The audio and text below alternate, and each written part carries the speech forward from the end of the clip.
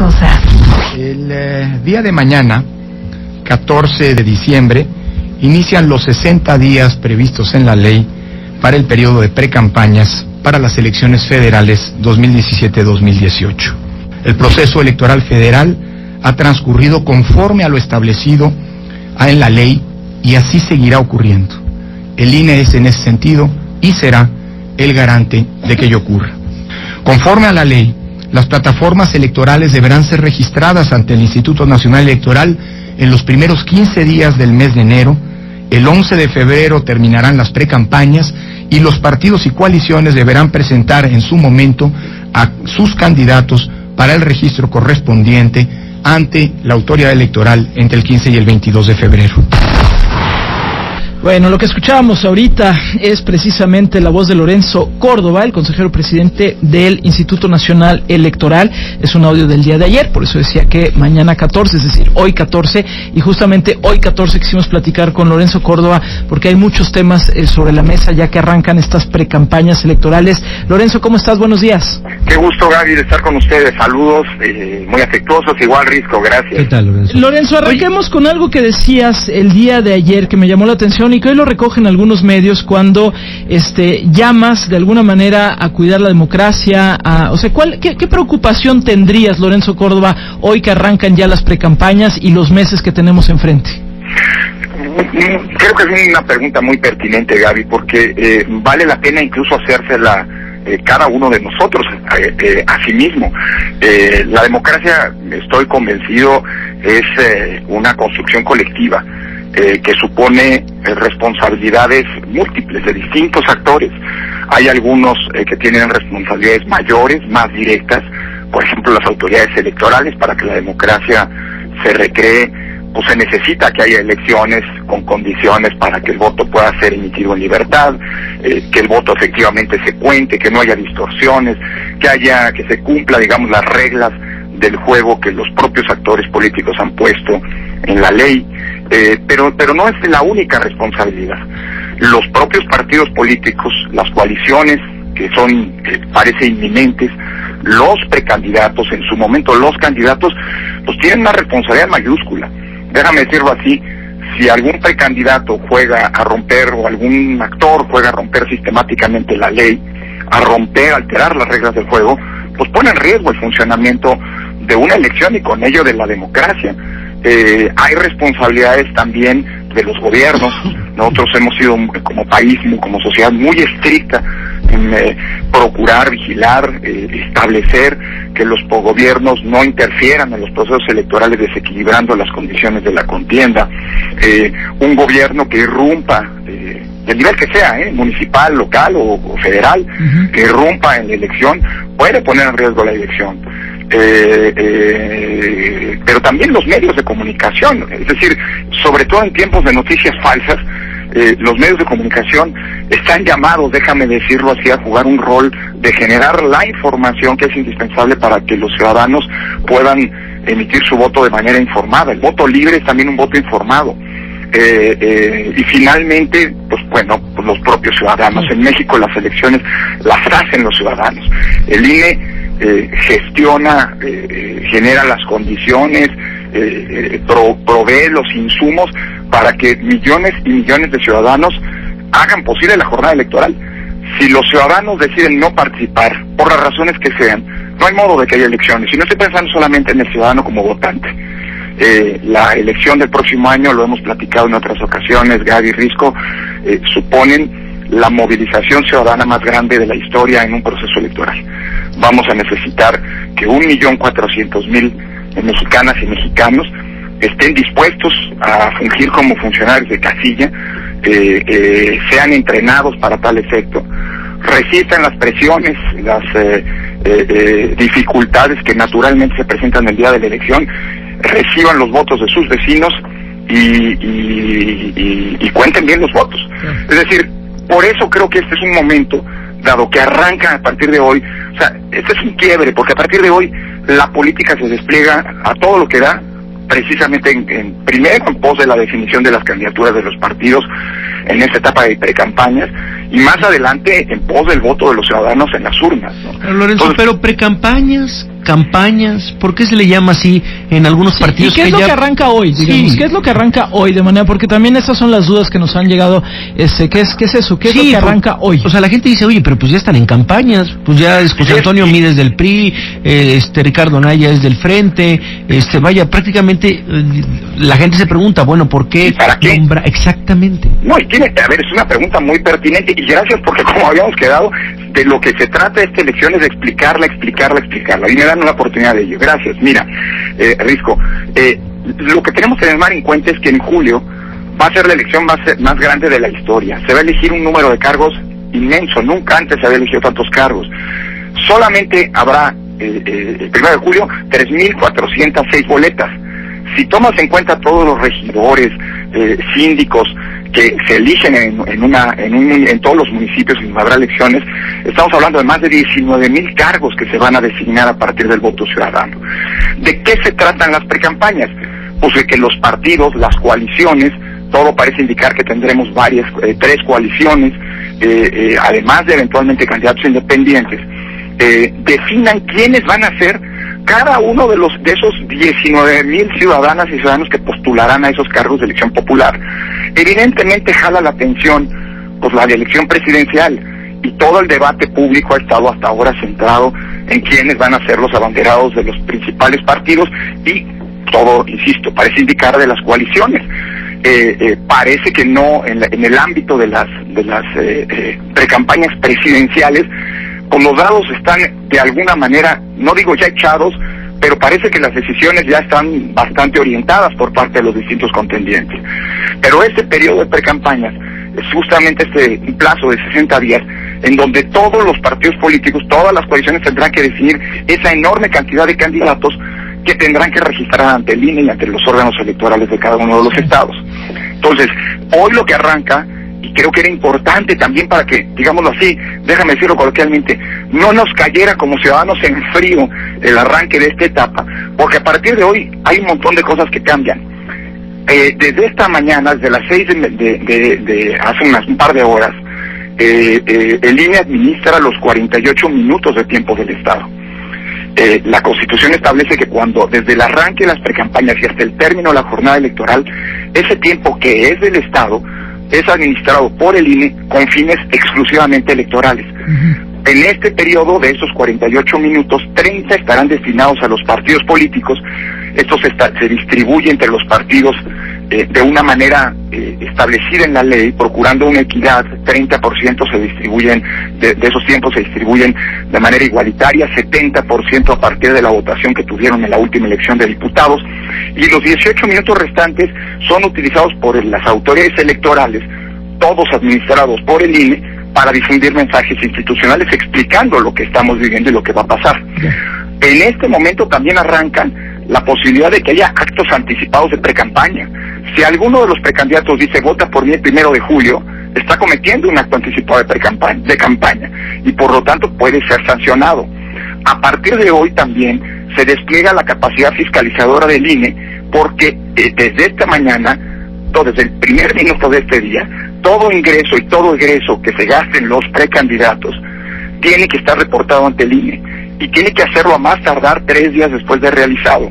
Es decir, se despliega un gran cúmulo, digamos, de actividades del INE, de los partidos, de los aspirantes, encaminado precisamente pues, a llegar a la jornada electoral del 1 de julio. El proceso electoral es un conjunto de etapas consecutivas.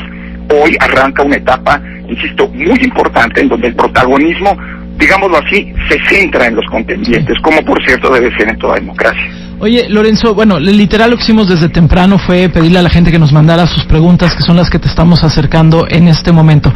Claro. Es decir, ¿qué sí se puede hacer entonces y qué no se puede hacer en este periodo de precampaña, que entiendo arranca hoy y va hasta el 11 de febrero, ¿no? Exactamente. Entonces, ¿qué sí pueden hacer los candidatos y qué es lo que no pueden hacer los candidatos? Mira, la ley prevé este espacio como un momento en el que los aspirantes a una candidatura de un partido coalición se dirigen a sus militantes, a los dirigentes, para a los órganos que van a decidir quiénes son esos candidatos que finalmente serán registrados ante la autoridad electoral, aunque pues bueno, la ley no establece cómo se hace para que un spot, por ejemplo, se dirija solo a la ciudadanía, y hemos caído en algunas cosas que son, pues, si quieres, incluso hasta absurdas. Un spot en televisión en donde aparece una leyenda, este mensaje solo para los militantes del partido o de la coalición X.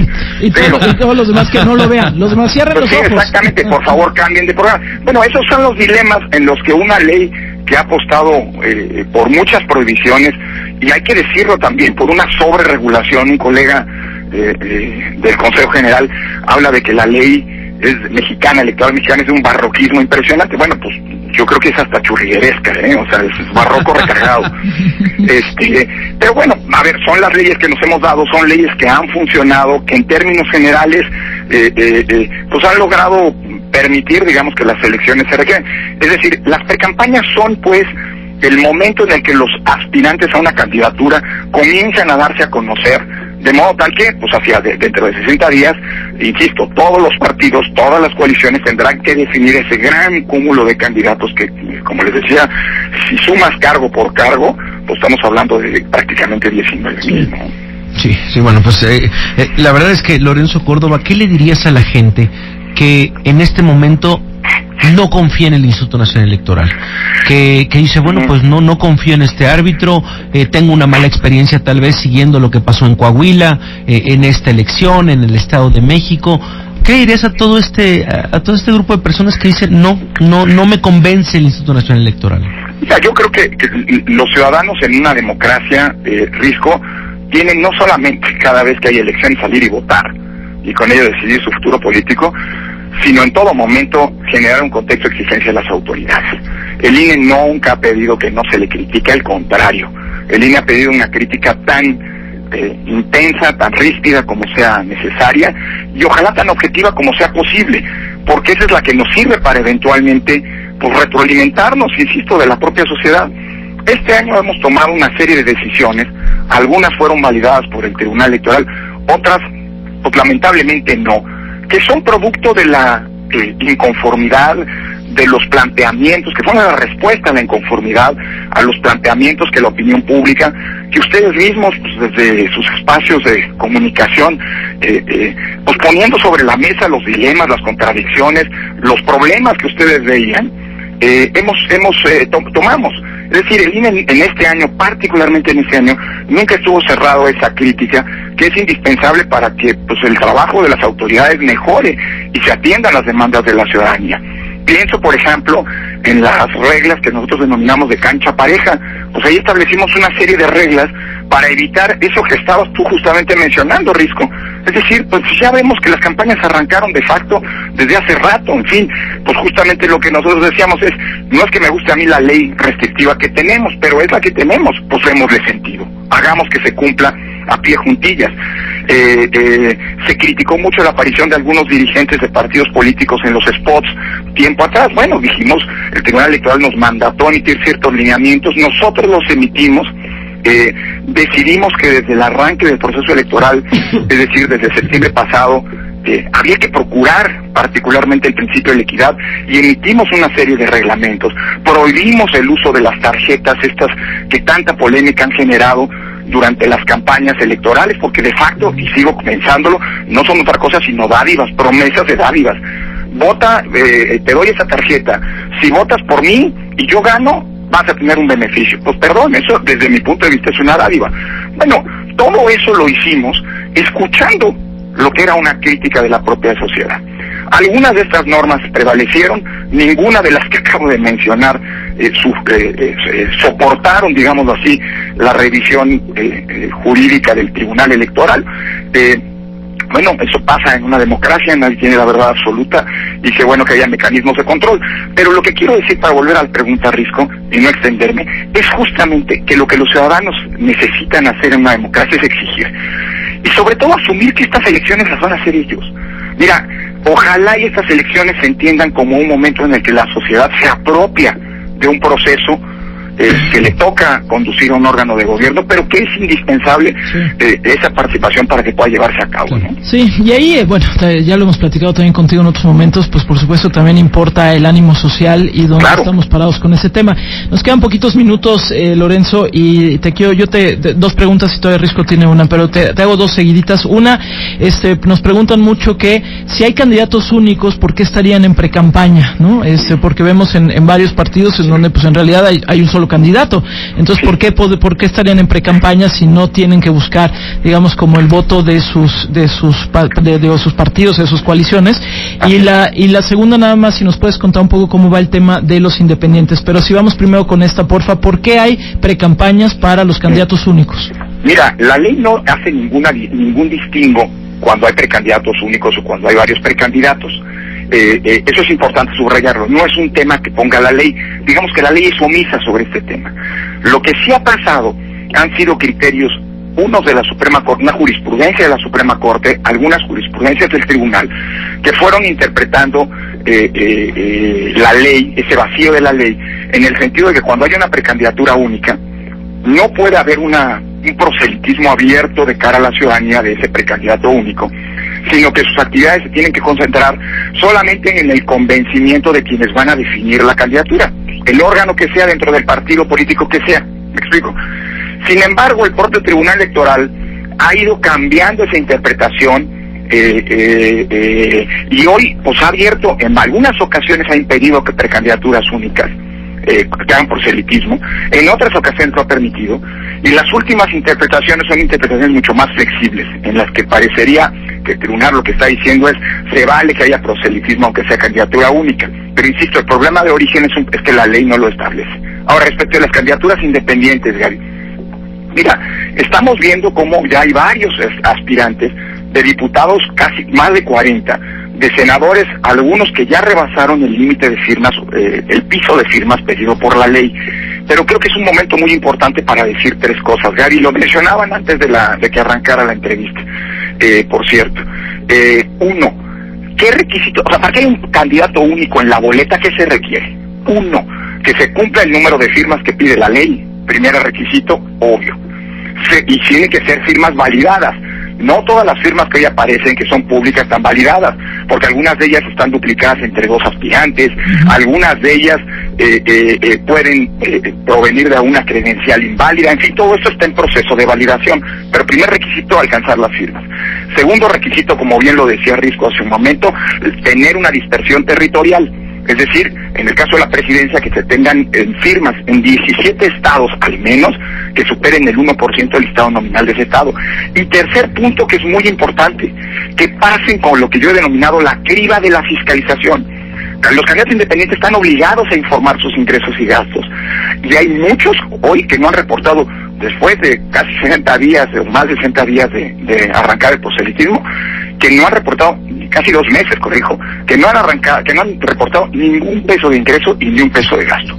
O cosas extrañas, hay candidatos, aspirantes, que han reportado más gastos que ingresos, por lo cual es absolutamente atípico. ¿Qué está pasando allí? Bueno, el INE va a fiscalizar y va a definir qué ha pasado. Pero la fiscalización puede ser una causa, o sea, no cumplir con estas reglas, puede ser una causa para que se cancele el registro de una candidatura independiente, aun cuando haya juntado las firmas, ¿eh? O sea, los 3 requisitos son requisitos que por fuerza tienen que cumplirse, ¿no? ¿Puede dormir tranquilo el señor Lorenzo Córdoba sin fiscal especial para la atención de delitos electorales?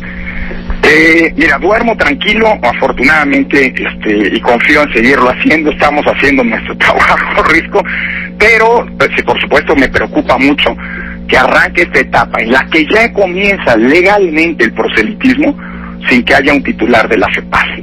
Sí es algo que debería preocuparnos. Está por terminar mañana el periodo ordinario de sesiones de las cámaras, y arrancamos. ¿Crees que salga? ¿Perdón? ¿Habrá fiscal? ¿Me estás preguntando qué deseo o qué creo? Creo y deseo. Yo creo que el deseo es que se abra.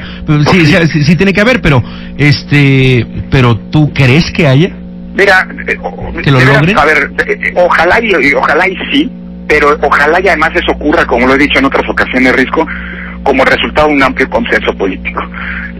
El nombramiento al final del día es un nombramiento que requiere el aval de los senadores, de una mayoría calificada de senadores. No basta, digo yo, que se cumplan las cifras de apoyos requeridos legalmente.